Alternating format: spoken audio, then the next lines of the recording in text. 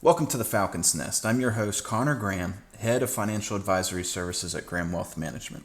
Today's topic is long-term disability insurance.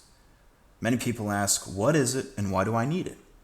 Long-term disability insurance is a policy that helps protect and insure one's income in the event that they become disabled or are no longer able to work. Now, many people say, well, isn't this what workers' compensation is? Yes, however, there are two notable shortfalls with workers' compensation. The first is it only replaces a limited percentage of one's income, usually about 60%. Number two, this is still taxable income to you. So let's take a scenario where you make $100,000 a year and you're normally in a 25% tax bracket. This would leave you with a take-home pay of $75,000 a year. And let's assume you need all $75,000 to live. Well, in the event you become disabled, it's reasonable to expect you're only going to get about $60,000. Taxed at 25%, this will leave you with $45,000. You now have a $30,000 shortfall of income that's not there to help cover your living expenses, $75,000 to $45,000.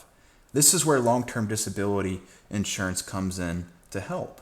This policy covers workers' compensation shortfalls, and it provides you a tax-free monthly benefit. The great thing about long-term disability insurance is you can get these policies to where they cover you just for a few years or all the way up to age 70, depending on the specific policy you decide to purchase. Now, the next question is, who may be an ideal candidate for long-term disability insurance? Well, there's three high-risk demographics that should strongly consider this kind of insurance policy. The first are young single-income earners with limited assets. This demographic has several decades until retirement. And if you have limited assets, it'll be hard to bridge that gap until you can reach Social Security, especially if you don't even have the credits needed to qualify for Social Security down the road. Number two are single income households, especially with dependents. This demographic relies on one income while the other may be at home taking care of the children. What happens if the sole income earner becomes disabled? Now this puts a lot of financial and emotional stress on the household and can greatly affect their ability to save and achieve their desired financial goals. And then the third demographic is anyone who works a labor-intensive job, such as a trade. I've worked with several who wake up every morning in aches and pains, but have to go into work because workers' compensation is not enough to cover and help them achieve their financial goals. And because they were not proactive in their early years to purchase long-term disability insurance policies.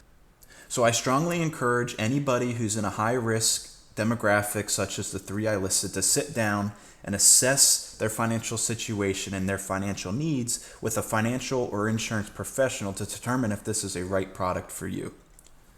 Now, if you like this content, make sure to like, subscribe, and click the bell icon to get notifications of future uploads.